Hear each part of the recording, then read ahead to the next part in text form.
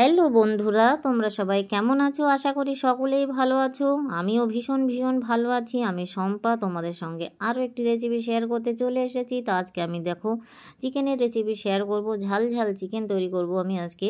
তো দেখো বন্ধুরা, আমি এখানে কিছুটা চিকেন ভালো করে ধুয়ে জল ঝরিয়ে পরিষ্কার করে নিয়ে আমি এখানে ম্যারিনেট করে নিয়েছি। একটু হলুদ দিয়েছি, একটু টক দই দিয়েছি, আর লবণ দিয়েছি, আর একটু পরিমাণ তেল দিয়েছি। দিয়ে আমি এটাকে পুরো হোল নাইট ম্যারিনেট করে রেখে দেবো। তোমরা যদি হাতে কম সময় থাকে তাহলে একটু আধা ঘন্টা থেকে 1 ঘন্টা বা 2-3 ঘন্টা করতে পারো।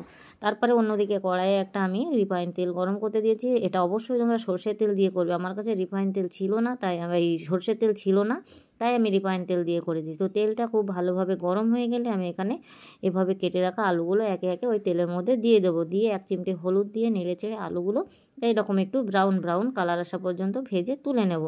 তারপরে ওই তেলের মধ্যে দিয়ে দেবো জিরে, গোটা জিরে ফোড়ন দিয়ে দেবো। তো ফোড়নটা একটু দেখো লাল হয়ে গেছে। তারপরে আমি কুচানো পেঁয়াজ দিয়ে দেবো। তো পেঁয়াজটা একটু ভাজা হয়ে এলে আমি দিয়ে দেবো এখানে আদা, রসুন, শুকনো লঙ্কা, কাঁচা লঙ্কা দুটো আমি মিক্সড করে নিয়েছিলাম। জিরে, ধনে দিয়ে আমি একটা মশলা তৈরি করে নিয়েছি। সেই মশলাটা আমি ওই পেঁয়াজের মধ্যে দিয়ে দেবো। তো দিয়ে ভালো করে মশলাটা আমি কষিয়ে নেব। কিছুক্ষণ কষিয়ে নেওয়ার পরে দিয়ে দেবো পরিমাণ মতো হলুদটা দিয়ে আরও কিছুক্ষণ কষিয়ে নেব। তো তারপরে আমি যে ম্যারিনেট করে রেখেছিলাম চিকেনটা, সেই চিকেনটা আমি এখানে দিয়ে দেবো। দিয়ে ভালো করে নেড়ে চেড়ে আমি এটাকে কষাতে থাকবো। তো চিকেনটা কিন্তু আমাকে খুব ভালোভাবে কষাতে হবে। তো দেখো বন্ধুরা, আমি এভাবে নাড়তেই থাকবো। তো নেড়ে চেড়ে দেখো বন্ধুরা, চিকেনটা কিন্তু আমার কষানো হয়ে গেছে। তো চিকেনটা আমার কষানো হয়ে গেছে। এবার খুব ভালোভাবে কিন্তু আমি চিকেনটা এখানে কষিয়ে নিয়েছি।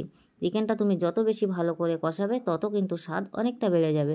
তারপরে আমি এখানে দিয়ে দেবো পরিমাণ মতো গরম জল, গরম ফুটন্ত জল আমি এখানে অ্যাড করে দিয়েছি। তারপরে দিয়ে দেবো আলু। তো ঝোল ফুটে গেছে। তো আমি এবার আলুগুলো যে আগে থেকে ভেজে রেখেছিলাম, তো তোমরা কিন্তু আলুগুলো কষানো হয়ে গেলে আলুগুলো দিয়ে হালকা একটু কষিয়ে নিতে পারো। তারপরে এটাকে আমি 10 থেকে 15 মিনিট ঢাকা দিয়ে গ্যাসের ফ্লেমটাকে হাইতে রেখে আমি এভাবে রান্না করে নিয়েছি। তো গ্রেভি আমি এরকম রেখেছি বন্ধুরা। তোমরা তোমাদের পছন্দ মতো গ্রেভি রাখবে। আমি এরকম রেখেছি। তো এটা কিন্তু রুটি, গরম ভাত, তুমি যার সঙ্গে খাও না কেন, এটা কিন্তু খুব সুন্দর। আর এর নামিয়ে নিয়ে কিন্তু আমি একটু দিয়ে দেবো গরম মশলা গুঁড়ো, আর দিয়ে দেবো একটু ধনেপাতা কুচি। অবশ্যই দেবে, তাহলে কিন্তু দেখবে স্বাদ তোমাদের দ্বিগুণ বেড়ে যাবে। তো বন্ধুরা, এভাবে একদিন তোমরা বাড়িতে বানিয়ে খাবে। আর আমাকে কিন্তু কমেন্টে জানাতে ভুলো না ভিডিওটি কেমন হয়েছে, রেসিপিটি কেমন হয়েছে। যদি ভালো লাগে আমার ভিডিওটি, তাহলে কিন্তু একটু লাইক, কমেন্ট, শেয়ার করে আমার পাশে থেকো। তো দেখা হবে অন্য কোনো ভিডিওতে বন্ধুরা। ততক্ষণ তোমরা সবাই ভালো থেকো, সুস্থ থেকো, টাটা।